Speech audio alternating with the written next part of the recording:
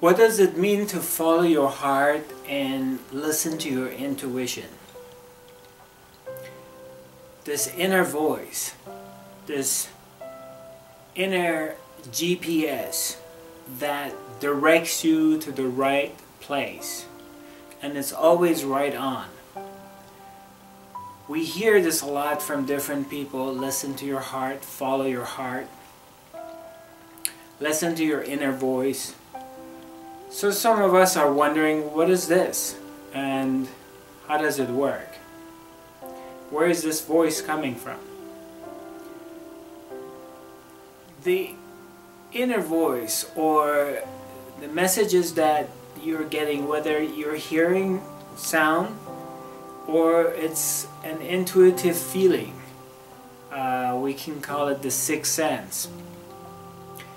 When in childhood we're very in tune with it and we very much listen to it and we operate from that place. We're not thinking very much, we're not so much in our minds trying to figure things out. We are very spontaneous and our action comes from that place, and intuitively we do things. As we get older, and there is a shift from heart to head, because the society, our parents, our schools, teachers, they keep pounding it in our head to keep thinking, and we kind of separate ourselves and get disconnected from really listening to our intuitive messages. And in most societies, a lot of families, parents are not encouraging children to be intuitive, and we're not being encouraged from childhood to listen to our inner voice, because our inner voice knows everything and knows where we should be going and what we should be doing, what's right for us and what's not. So we get disconnected from this. And as you get on the spiritual path and you get more advanced and you get closer to yourself and self-realization, you begin to notice to pay more attention to your inner voice and honor your truth. This voice will lead you to the right place. Now, there's two things I'm going to be talking about. The inner voice, and also what does it mean to be truthful to your intuition, what does it mean to be truthful to your heart, and honor your own self. The honoring your own self is that a lot of times it happens in our lives that through our conditionings from childhood, we think or we feel that we have to submit to an authority such as our parents, our school, our teachers, and then we do something we really don't feel like doing. It doesn't feel right, and we do it because if we don't do it, we're not going to get the approval from the other people. We may be blamed for it, we may be outcasted.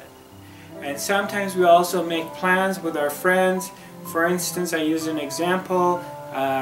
You make plans to go out to dinner with your friends or go to a party or something on a Saturday night. Now it's 6 or 7 o'clock in the evening. You come home and you really don't feel like going anywhere. And you force yourself to go somewhere because you don't want to disappoint other people. And you go out and you have a horrible time. You may come on the way back, you may get in an accident or something like that happen, or you just have a bad time. You come home and you just tell yourself, God, I should have followed my heart because I really didn't feel like going. That happens a lot. We get pressured, peer pressured. Also, I come across a lot of people, they're telling me stories that they are working somewhere, they hate their job, they don't feel like doing this work, but they don't have the courage to quit and follow their own heart. I also get a lot of people telling me that they're attending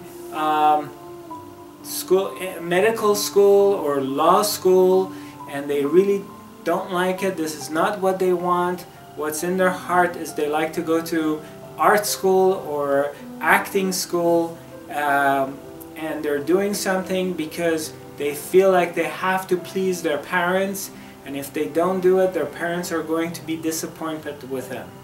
So they're not really following their own heart, they're not listening to their inner voice, and they're doing something that it's not aligned with their being, and as a result it creates a lot of resentments in the future and anger. My suggestion is to really get in tune with your inner voice, because your inner voice is going to land you at the right place. Even though a lot of times in life it doesn't, logically is not making sense. Things do not make sense. Why all of a sudden you're quitting what you're doing and you're just going to go do some freelance work, or you stop living in one town and you want to move to another place because something's really strongly pulling you to that place, or all of a sudden during the day you have a calling that you need to go to the mountains and go for a hike. You just don't know why, but something is really pulling you and you follow it, and it leads you to the right place, to the right information, to the right people. Or sometimes, for instance, there's a big party going on and you really don't, you know, it's New Year's Eve, everybody's going there to this party, and down deep you really don't feel like going. And you honor your intuition and you stay home and you spend time by yourself and you take care of yourself and you honor this space within yourself. But a lot of times people they think in their head they have to go somewhere and do something even though they don't really feel like it. Sometimes it's a lifetime of doing that. People submitting to their husband or their wife or their parents or their boss and doing things they really don't like to do, and there's a lot of resentments because they don't want to disappoint another person. They don't want to disappoint their friends. They don't want to make them feel bad. If they deny doing this thing that they're obligated to do, then they're afraid that the other person may feel bad or disappointed. We need to really pay attention to this. As we're advancing in our spirituality, we're getting closer to the unified field within ourselves, and we're discovering this being inside ourselves. It's very important to get more in tune and really honor the voice, the inner voice, and really trust it. Because when you follow the inner voice, it will lead you through some storms in life, some fires in life, and it will land you on the other side of the shores in the safe places. But it's only this voice that will do it to you, because the logical mind cannot figure this out. Sometimes you may enter in a business partnership with someone and all the numbers look good. Everything looks really good. Everyone's around you is encouraging you to do this, but something inside you says no. And you go ahead and do it, and it turns to be a financial disaster. And then when you're in tune with yourself, you end up not doing it, and later on you realize, wow, what a great thing I did, that another opportunity opened up. So you need to really trust this voice, regardless of what is going on in your head. You need to trust it and follow it, even though sometimes in the beginning nothing seems like happening. You may just follow this voice and go on a path that there's a void. Nothing's going on, but you just stay with it. You don't necessarily need to logically figure things out. You just follow this, and this will lead you to the right people, right places, right partners, right situations, it will save you and bring you a lot of joy, because you're honoring yourself and you're really speaking your truth. Another thing I need to share with you is that when we don't speak our truth to other people and we're not really honoring ourselves, is that it can turn to all kinds of things, physical issues in the future.